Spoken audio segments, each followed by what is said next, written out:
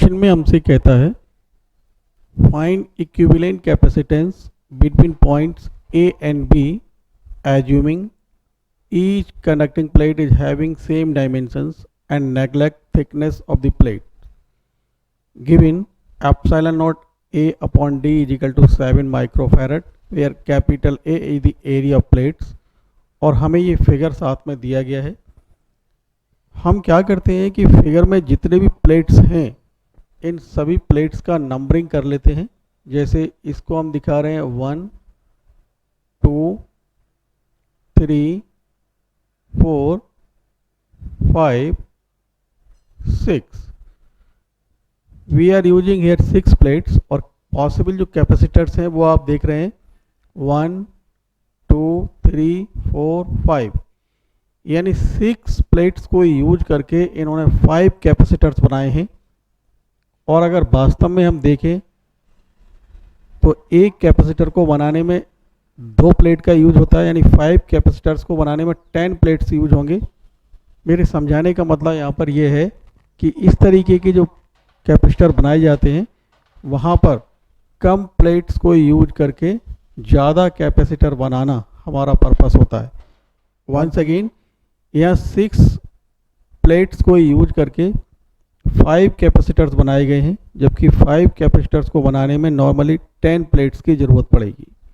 चलिए अब आगे बढ़ते हैं।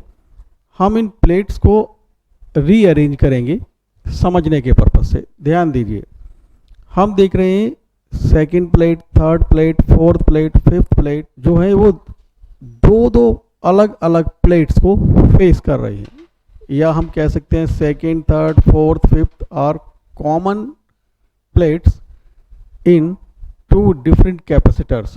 तो देखो हम सेकंड प्लेट से शुरू करते हैं। ये है हमारे पास, हम दिखा रहे हैं ये सेकंड प्लेट और ये सेकंड प्लेट, क्योंकि मैं देख रहा हूँ सेकंड प्लेट फर्स्ट प्लेट और थर्ड प्लेट के सामने है और दोनों ये जो मैंने दिखाया है ये सेकंड प्लेट ही है, इसलिए दोनों को हमने आपस में मिला दिया और कॉमन पोटेंशियल ही होगा, एक ही पोटेंशियल होगा, यानी ये ए आ गया।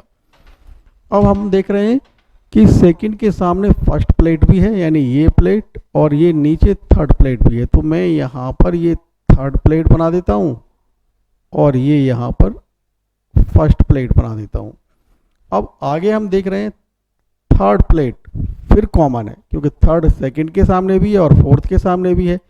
तो अब हम क्या करेंगे, थर्ड को जैसे यहाँ हमने 2 को 2 बार दिखाया था वैसे ही थर्ड और आपस में कनेक्ट कर दिया गया था, वैसे ही थर्ड को हम 2 बार दिखा रहे हैं और आपस में कनेक्ट कर दे रहे हैं। तो ये भी थर्ड प्लेट है। अब स्टूडेंट थर्ड के सामने है फोर्थ प्लेट, तो ये हमने फोर्थ प्लेट दिखा दिया थर्ड के सामने। आगे बढ़ते हैं। अब फोर्थ प्लेट के सामने भी आप देख रहे हैं फिफ्थ प्लेट भी है और ये जो थर्ड प्लेट थी वो तो हमने दिखाई दी, तो इसीलिए अब हम फोर्थ को भी ऐसे ही 2 बार दिखा रहे हैं, ठीक है, और फोर्थ के सामने ये फिफ्थ प्लेट बना दे रहे हैं। फिर अगेन हम देख रहे हैं फिफ्थ के सामने भी जो है 6 प्लेट है, तो अब हम इसलिए फिफ्थ को 2 बार दिखा दिए, एक बार ये हो गया और ये हो गया भाई साहब 6 प्लेट, ये 6 हो गया। अब 6 किसी और के सामने नहीं है तो ये पॉइंट दिखा दिया हमने बी। अब कुछ और ऑब्जर्व करते हैं। हम देख रहे हैं कि थर्ड प्लेट यानी ये और 6 एक दूसरे से मिले हुए हैं, यानी ये हमने इन दोनों को एक दूसरे से मिला दिया। और इधर हम देख रहे हैं फर्स्ट प्लेट और फिफ्थ प्लेट एक दूसरे से मिले हुए हैं, तो फर्स्ट रहा भाई ये और हम देख रहे हैं फिफ्थ रहा ये। चलिए आगे बढ़ते हैं। देखिए किन्हीं भी 2 कैपेसिटर्स की जो मतलब किन्हीं भी 2 प्लेट्स के बीच का सेपरेशन डी है, केवल फोर्थ और फिफ्थ को छोड़ दिया जाए तो ऑब्वियसली अगर हम ये कहें A epsilon not upon D is equal to C, तो ये जो कैपेसिटर होगा यानी ये जो हम दिखा रहे हैं ऑब्वियसली इसका कैपेसिटेंस हो जाएगा ए एप्सिलॉन नॉट अपॉन 2d यानी c/2। मैंने क्या किया यहाँ पे ए एप्सिलॉन नॉट अपॉन डी को c मान लिया, यानी ये सब कैपेसिटर सी कैपेसिटेंस के हैं एक्सेप्ट इसके, कौन सा जो 4 और 5 को बना रहा है, इसकी हो जाएगी C/2 और ये भी हो गया C। अब हम इसको अरेंज और रीअरेंज करेंगे दोबारा से, हमारा पर्पस है सही तरीके से ब्रेन में ये कॉन्सेप्ट आसानी से समझ आ जाए। अब हम देख रहे हैं ये दोनों कैपेसिटर, यानी ये दोनों जो कैपेसिटर्स हैं वो सीरीज में हैं, तो पहले हम इनका कैपेसिटेंस इधर निकाल ही लेते हैं। मान लिया इन दोनों कैपेसिटर का कैपेसिटेंस C डैश है, तो बच्चों ये आएगा C डैश यानी 1/C dash is equal to 1/C plus 1/C/2 यानी 2 ऊपर पहुंच जाएगा। तो हम देख रहे हैं हमारे पास आ जाएगा 3/C, यानी हम कहेंगे कि C डैश आ जाएगा हमारे पास C/3। इसका मीन्स ये हुआ, आगे हम फिर से इस फिगर को अरेंज और रीअरेंज करेंगे तो हम इन दोनों कैपेसिटर की जगह केवल एक कैपेसिटर C/3 कैपेसिटेंस का दिखा लेंगे। फिर से मैं इसी फिगर को अच्छी तरीके से समझ में आ जाए दोबारा से दिखा रहा हूँ। ये हम देख रहे हैं, ऐसे ही हम फिर दोबारा से इसको बना रहे हैं। ये पॉइंट A हो गया, ये प्लेट 1 और ये प्लेट 3, यानी ये 1 प्लेट, ये 2 प्लेट है, ये 2 प्लेट, ये 1 और ये 1। हालांकि दोबारा दिखाने का नीड नहीं है। अब ध्यान दीजिए भाई साहब, ये 3, 4 और 5 के बीच का जो कैपेसिटर था वो बन गया कुछ इस तरीके से, जिसका कैपेसिटेंस आया C/3। चलिए, और ये जो कैपेसिटर है 5 और 6 के बीच का, ये अभी भी C है और ये पॉइंट B है, और हम देख रहे हैं ये पॉइंट, ठीक है, और ये पॉइंट आपस में मिले हुए हैं। ये पॉइंट कौन सा है जो हम देख रहे हैं, थर्ड, यानी ये कैपेसिटर, जो 2 कैपेसिटर थे ये और ये, तो हम यही तो कहेंगे इन दोनों की जगह तो ये नया कैपेसिटर आ गया। तो ये ऐसे ही तो मिला हुआ है कुछ इस तरीके से, और ये फर्स्ट ऐसे यहाँ पर मिला हुआ है। चलिए अब आगे बढ़ते हैं। अब हम फिर से इसको अरेंज, दोबारा से रीअरेंज करेंगे इस फिगर को जो हमारे सामने है, जिससे हम बहुत अच्छी तरीके से ब्रेन में इस कॉन्सेप्ट को बिठा लें। देखिए, अब हम देख रहे हैं, मैं फिर से समझाने के पॉइंट ऑफ व्यू से अगर इसका पोटेंशियल V1 मान लूँ, तो ये पॉइंट इस तरीके से इसी पॉइंट से कनेक्टेड है, तो इसका भी पोटेंशियल V1 होना चाहिए। अगर मैं इसका V2 मान लूँ तो इधर भी ये पोटेंशियल V2 होना चाहिए। खैर, हम कह रहे हैं ये कैपेसिटर के एंड पर पोटेंशियल डिफरेंस क्या हो जाएगा, V1 माइनस V2, और बाय द वे इस कैपेसिटर के एंड्स पर भी पोटेंशियल डिफरेंस यही होगा। समझाने का पर्पस ये हुआ, ये दोनों कैपेसिटर जो यहाँ पर इस तरीके से दिखाई दे रहे हैं ये पैरेलल में है। अब हम इनको फिर से अरेंज करेंगे, दोबारा से हम इसको अरेंज करने जा रहे हैं, यानी इस C को और इस C/3 को हम पैरेलल में दिखा रहे हैं। तो ये हमने दिखा दिया, ये C के ये वाला C दिखा दिया, और ये C/3 को मैं यहाँ पर दिखा रहा हूँ इस तरीके से। ये C/3 हो गया बच्चों, और ये पॉइंट B आप देख ही रहे हैं, यानी क्योंकि हमने देखा था ये पॉइंट और ये पॉइंट आपस में मिले हुए हैं, यानी B पॉइंट पर।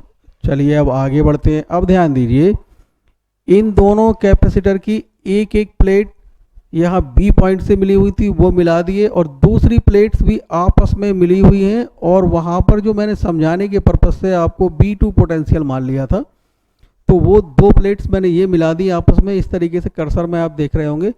अब ये आप देख रहे हैं इधर ये जो कैपेसिटर है जिसका कैपेसिटेंस C है, और ये बाय द वे नीचे वाला भी कैपेसिटेंस C है इसके साथ, यानी ये दोनों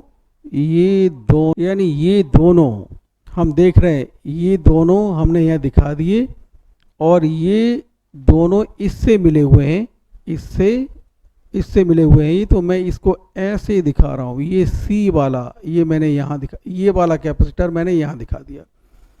अब हम देख रहे हैं आगे कि इस कैपेसिटर का एक प्लेट ए पॉइंट से जुड़ा हुआ है, यानी ये मैंने ए पॉइंट मान लिया।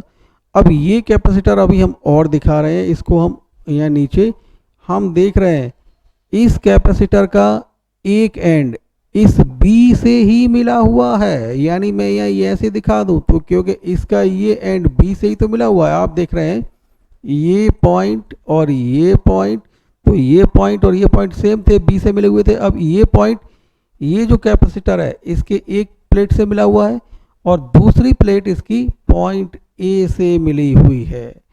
अब ये सी, अब आपके सामने पूरी फिगर क्लियर हो गई होगी, आई होप। हम देख रहे हैं ये दोनों पैरेलल में, फिर इसके साथ सीरीज में, तो मैं इस दोनों का रिजल्टेंट यहाँ दिखा रहा हूँ। पैरेलल में है C2 मान लिया मैंने, और वो C2 आएगा C प्लस C/3 यानी 4C/3। आगे आप देख ही रहे हैं, ये जो मैं डिफरेंट कलर से अब कर रहा हूँ ये, अब ये सीरीज में हो गए। तो अब मैं इसका इस अलग कलर से दिखा रहा हूँ C3 आएगा। आप देख रहे हैं हमारे पास C into 4C/3 upon C plus 4C/3, तो ये आ जाएगा C इंटू 4C/3 और ये 7C/3, 3 से 3 कैंसिल और ये C से C कैंसिल, तो C3 आपको मिलेगा 4C/7। अब तो आप बहुत आंसर के पास में हैं। ए बी यानी इक्विवेलेंट फिर से पैरेलल में है। कौन कौन से? ये कैपेसिटर, ये 4C/7 आया और ये कैपेसिटर पैरेलल में है।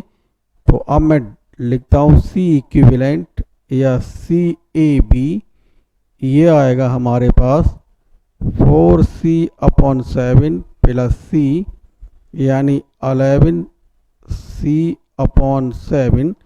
C का वैल्यू आपको दिया गया है A/ε0/d और उसका वैल्यू दिया गया है 7 माइक्रोफैरड। तो बच्चों ये 11/7 इंटू 7, 7 कैंसिल, तो आंसर आ गया 11 माइक्रोफैरड।